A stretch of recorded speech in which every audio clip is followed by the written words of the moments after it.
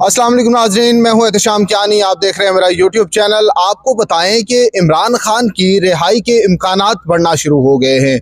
आज ऐसा क्या वाक़या पेश आया जिसके बाद इस बात के इम्कानात बढ़ गए हैं कि इमरान खान को जेल से रिहाई मिल सकती है। उनके तमाम केसेस जो हैं उनमें इमरान खान को रिलीफ भी मिल सकता है।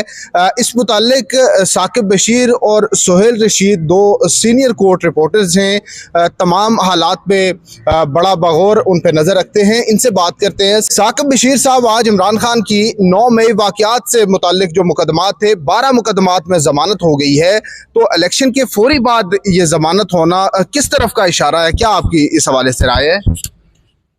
अब इलेक्शन से इसको किस तरह जोड़ा जा सकता है, लेकिन 9 मई के इन 12 मुकदमात में ज़मानत होना बहुत ही गैर मामूली मामला है। एक मामूल मुझे नहीं लगता इस वजह से, क्योंकि ये जो केसेस हैं, इन केसेस में गुज़श्ता दिनों ये दावा भी किया जा रहा था कि इसमें कोई वादा माफ गवाह भी आगे हैं।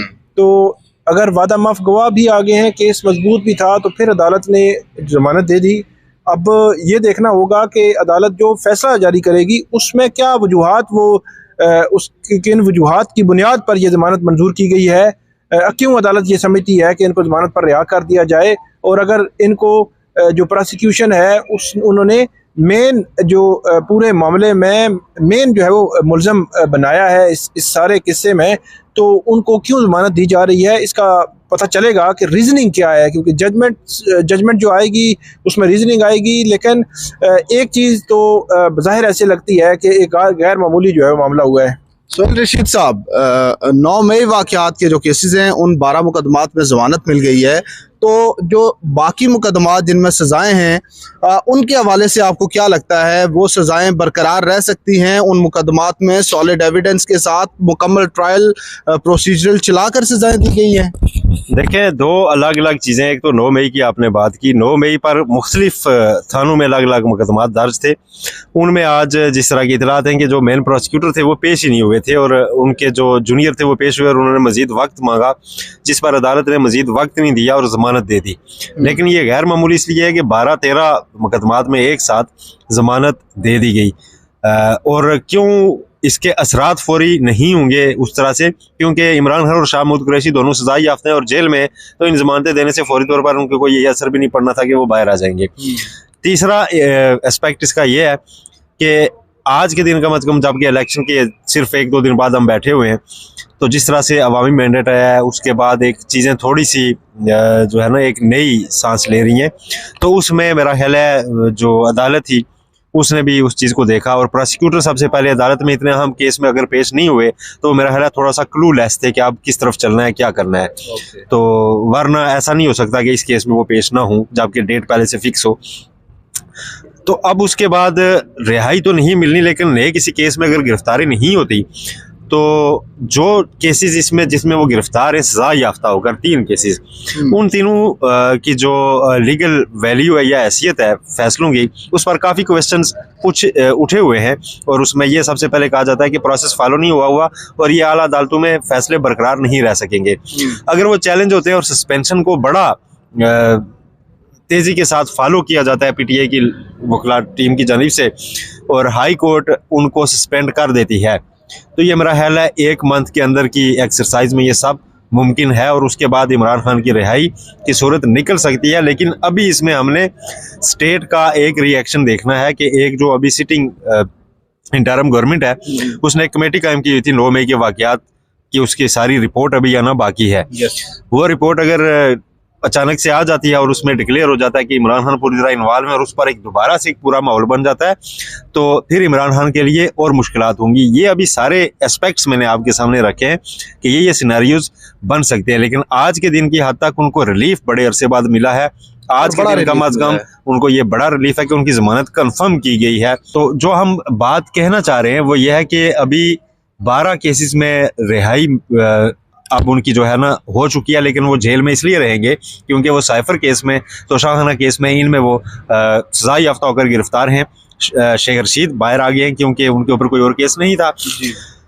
अब अगर नए केसेस में गिरफ्तारी नहीं होती और जमानतें कंफर्म होती जाती हैं इसी तरह से, और सिर्फ वो 3 केसेस जिनमें सजा याफ्ता उनमें अंदर रहते हैं, तो इमरान खान मेरा ख्याल है उनमें 1 महीने से ज़्यादा अंदर नहीं इसलिए रहेंगे कि जब हाई कोर्ट्स में प्रोसेस चलेगा तो उसमें उनकी सस्पेंशन का इम्कान काफ़ी हद तक मौजूद है। ये जितनी हमारी लीगल एक्सपर्ट से बात हुई है उनका ये मौक़िफ़ है कि वो बरकरार नहीं थोड़ा सा आगे चलते हैं। अभी तक मुकम्मल रिजल्ट्स नहीं आ सके, इलेक्शन कमीशन को अभी भी कोई दुश्वारी हो गई है। 13 से 15 तकरीबन हल्के रह गए हैं जिनके रिजल्ट्स आना बाकी हैं। हुकूमत किस तरह बनेगी? मुस्लिम लीग नून की ख्वाहिश है, मियाँ साहब ने विक्ट्री स्पीच भी कर दी, लेकिन उनकी सीटें इतनी नहीं है कि वो सिंपल मेजॉरिटी के साथ हुकूमत बना सकें। कोलिशन में उनके साथ बिलावल साहब आना नहीं चाहते, पीटीआई तो ऑब्वियसली नहीं आएगी। तो क्या देख रहे हैं आगे? देखें, इस वक्त जो मौजूदा सिचुएशन बनी है, जो स्टैट्स हैं हमारे सामने रिजल्ट्स के, उसमें जो निगरान हुकूमत के आने से पहले जो पीडीएम का सेटअप था वही रिस्टोर करने के बगैर कोई ऑप्शन रह ही नहीं गया पॉलिटिकल पार्टीज के सामने इस वक्त कि वो आपस में मिलें और दोबारा बैठें। अब उसमें मसला क्या है? मसला ये है कि वो जब पीडीएम का टेन्योर ख़त्म हुआ, असम्बलियाँ ख़त्म हुई, उसके बाद कोई ऐसी बड़ी जमात नहीं, या मुस्लिम लीग नून, पाकिस्तान पीपल्स पार्टी जिसके सरबराह ने ये इंटरव्यू ना दिया हो या ये तकरीर ना की हो या ये स्टेटमेंट ना दी हो कि ये बड़ी गलती थी और इस तरह की हुकूमत पाकिस्तान के लिए मुफीद नहीं है, कारआमद नहीं है, इससे मसाइल हल नहीं हो सकते, एक दूसरे को राज़ी करने में ही वक्त गुजर जाता है। और नवाज शरीफ साहब ने परसों अपना वोट कास्ट करते हुए भी बड़ी बेजारी ज़ाहिर की कि मखलूत हुकूमत जो है ना वो कोई सलूशन नहीं है। अब जब वो सलूशन ही नहीं है और उससे मसाइल भी हल नहीं होते और उससे सिर्फ वक्त ज़ाया होता है, ये सारी पीडीएम में रहने वाली पार्टीज कन्विंस हैं इस बार, और उस कन्विंस होते हुए भी दोबारा अब एफर्ट्स हो रही हैं कि मिल के हम बैठे और हुकूमत बनाएं। तो इसका मतलब ये है कि वो ये तो मानते हैं कि इससे वक्त ही ज़ाया होता है, लेकिन वो तैयार हैं कि दोबारा एक दफ़ा वक्त ज़ाया करके देख लेते हैं। वक्त ज़ाया पाकिस्तान का होगा और कौम का होगा। अब ये सारी सिचुएशन इमर्ज क्यों हुई? ये सिचुएशन सारी इसलिए बनी है कि जो इस वक्त लीडिंग पार्टी है, जिसको आप इंडिपेंडेंट कहते हैं, वो पाकिस्तान तहरीक इंसाफ है। वो एज पार्टी अब पार्लियामेंट में एंटर खुद नहीं हो सकती, इसलिए ये सारे मसाइल पेश आ रहे हैं। वो अगर इस वक्त मौजूद होते तो मैं बाकी जो उनके अभी हैं एक्सपेक्टेशन थी कि हमारी 150 सीटें थी, 125 थी, 185 थी, उनको छोड़ें, जो 100 हैं इन्हीं पे बात करते हैं।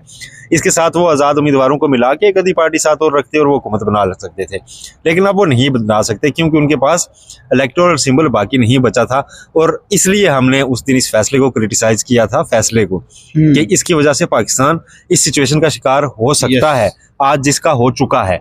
अब इसमें आगे बढ़ने का रास्ता नहीं रह गया। अब जब अगर हुकूमत ना बन सकी या ऐसी बनी जो 5-6 महीने चली तो दोबारा इलेक्शन होंगे और फिर खर्चा आएगा, तो ये नुकसान अवाम के पैसे का हो रहा है। ये हमारा उस दिन दुख था, ये सारी हमारी ग्रीवेंसेस थी कि जी ये फैसला जो है इससे पाकिस्तान में इस्तेकाम नहीं आएगा, अदम इस्तेकाम का रास्ता खुलेगा, वो खुल चुका है। सोहेल साहब, इस्लामाबाद से तहरीक इंसाफ के जो तीनों कैंडिडेट्स थे वो अपने फॉर्म 45 लेकर आते हैं और कहते हैं कि हमारे पास तकरीबन सारे फॉर्म 45 हैं और हम इलेक्शन बड़े मार्जिन से जीते हुए थे। 2 कैंडिडेट्स ने आज इस्लामाबाद हाई कोर्ट में दरख्वास्त दायर की, लेकिन उनकी दरख्वास्त आज इंटरटेन नहीं हो सकी।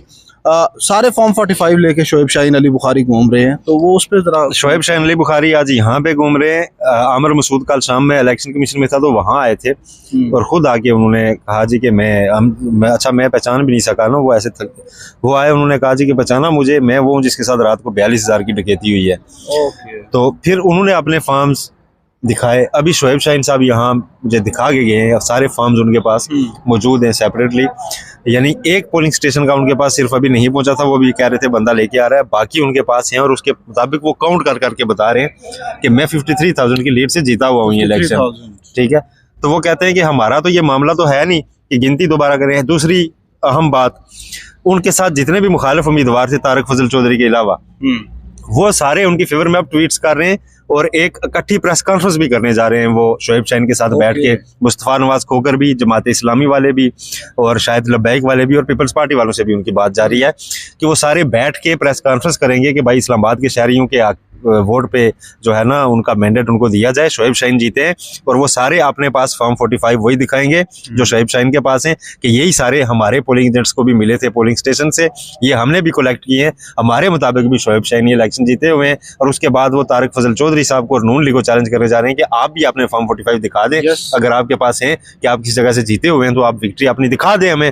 अदरवाइज वो अभी इलेक्शन कमीशन गए और जाके वो इलेक्शन कमीशन से यही कह रहे हैं कि हम ये नहीं कहते कि आप खोल के पूरी वोटों उनकी गिनती और वो चीज़ें आपके जो प्रिजाइडिंग अफसरान ने रिजल्ट मुरतब किए हैं उसके मुताबिक आप फॉर्म 47 जारी कर दें, बस दुरुस्तगी कर लें। वो दुरुस्तगी चाह रहे हैं, वो कोई बहुत बड़ी डीप उसमें जाना ही नहीं चाहते। यस, तो नाज़रीन ये इस तरह तो शोएब शाहीन साहब का केस और भी स्ट्रॉन्ग हो जाएगा, क्योंकि दीगर पार्टीज़ जो मौजूद थी, जो उनके पोलिंग एजेंट्स थे, उनके साइंस मौजूद हैं। जब उनके सिग्नेचर हैं तो इससे इनके मौक़िफ़ को और तक़वियत मिलेगी कि फॉर्म 45 जो है वो उस पे ये तमाम पार्टीज़ एग्री कर रही हैं एक्सेप्ट विनिंग कैंडिडेट के। तो अब नाज़रीन अभी तक यही अपडेट्स हैं, मज़ीद भी कुछ होता है तो आपको साथ साथ आगाह करते रहेंगे। हमारे साथ रहने का शुक्रिया। अल्लाह हाफ़िज़।